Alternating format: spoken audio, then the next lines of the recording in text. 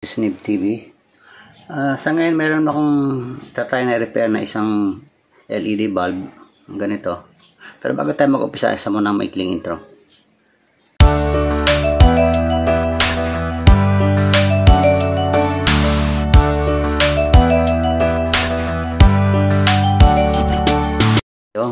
Marami na ako na-repair na ganitong bulb, siguro kung babalikan niyo ibang mga lumang video ko, meron akong na-repair na ganito. So ngayon, meron naman na pundi, galing kusina. So tingnan natin kung ganun pa rin guys. Kung ganun pa rin yung sira niya, madali lang to. Okay guys, testing muna natin to, kung may ilaw ba siya o hindi.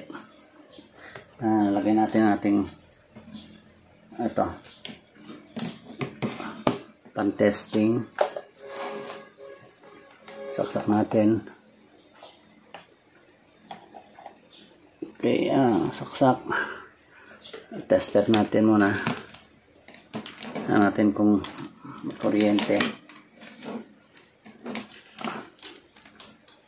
Okay, so lagyan natin sa on muna natin. Okay. Lagyan natin sa AC.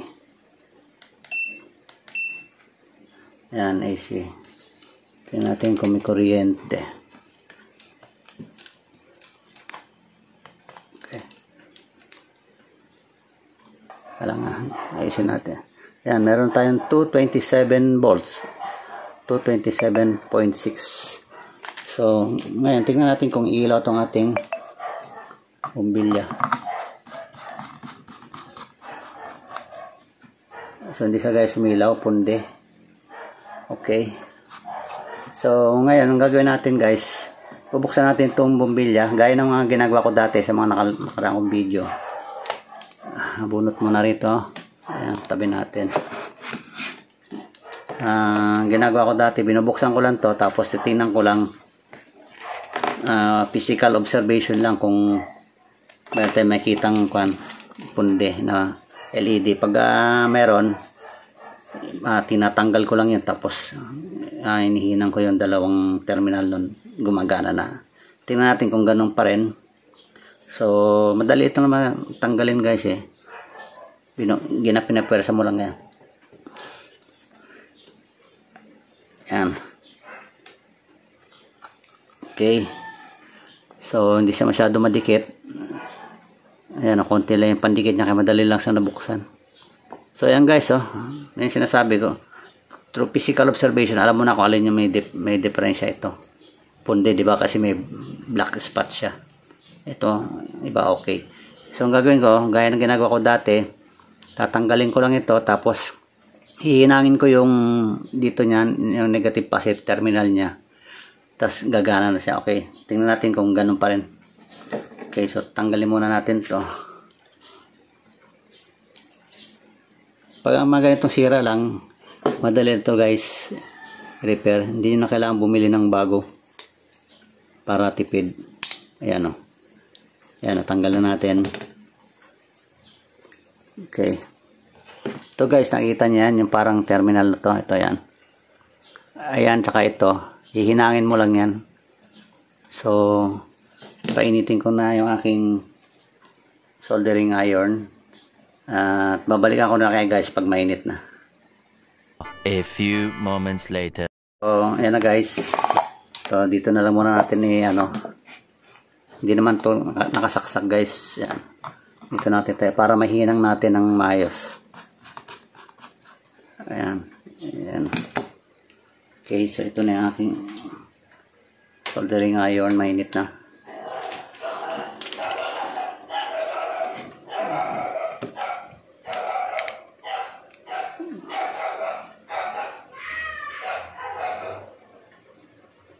Yan, hihinangan lang natin. Parang iso-short lang natin siya guys para magkaroon ng continuity. Kasi itong mga LED na to guys, naka ano siya, tawag din yung naka series connection siya. Kaya isa lang pundi dyan, hindi na ilaw lahat yan. So, ganyan lang ginagawa dyan. Yan.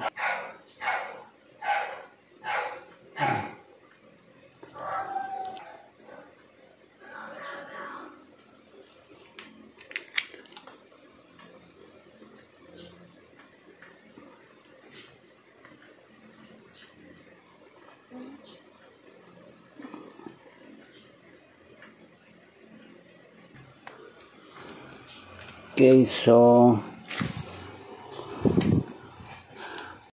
yan guys, okay na yan siguro. Okay, tester natin guys kung meron siyang continuity.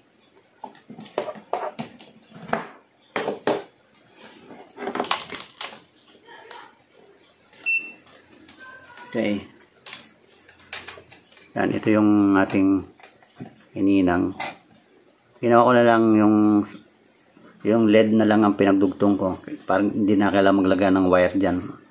O jumper wire. So ito, testing natin kung meron na siyang continuity. Ito guys, kailangan may tunog. Ayun guys, may continuity na. So okay na yan guys, testing natin. Okay, saksak natin uli.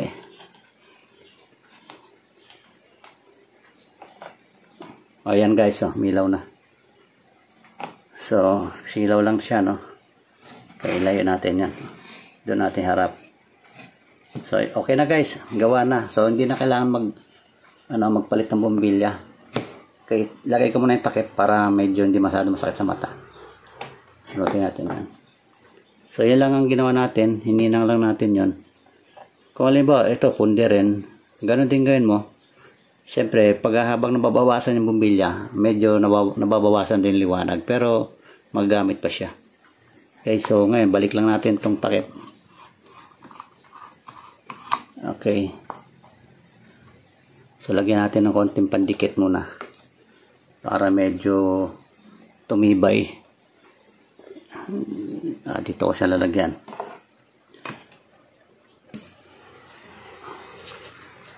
Ito, lagyan natin ng pandikit.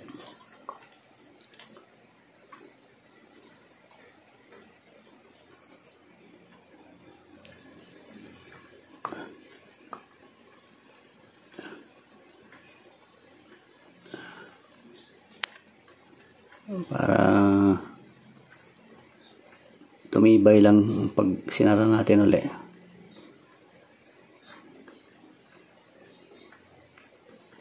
So ganyan lang kasimple pag re-repair.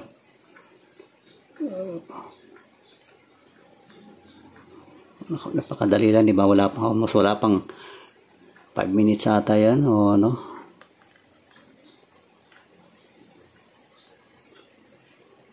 Okay, so balik natin sa kayang magandang pwesto niya.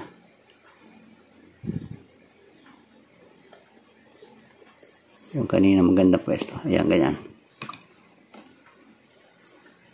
Ayan. Ayan. Pag dumikit na yan guys, okay na yan. Pwede na ulit magamit. So testing ulit. Okay. Saksak. Ayun.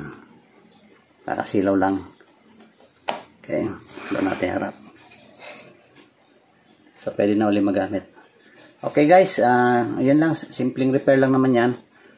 Kung nagustuhan nyo guys yung sinare ko sa inyo ng simpleng pagre-repair, paki-like and share. And don't forget to subscribe to my channel, Dave TV, and also press notification bell para ma-update kayo sa mga susunod pa mga video. Salamat.